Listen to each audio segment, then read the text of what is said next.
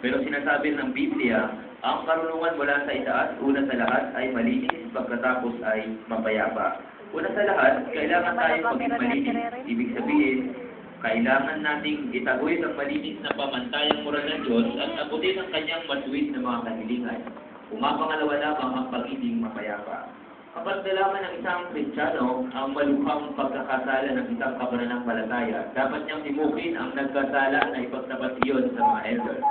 Kapag hindi ito ginawa ng nagkasala, dapat niya itong ipagbigay alam sa Kristiyanong matanda.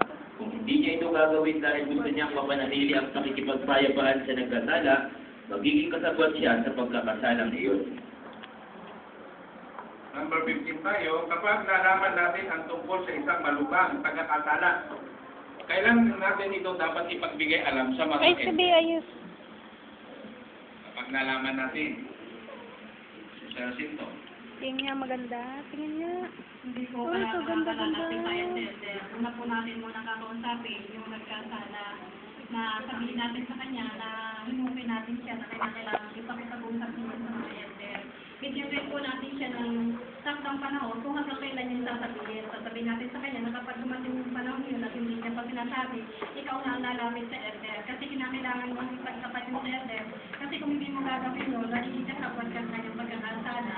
At kung gusto gagawin natin yan dahil gusto lang natin makipagkaya pa sa kanya, hindi siya magalit sa atin, ang Diyos na yun ba naman po ang ating.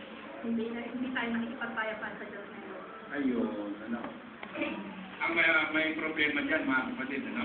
Lalo na kung yung mga sangkutin ay mga ano, na maaaring kumisan masangkot yung, sabi nga dyan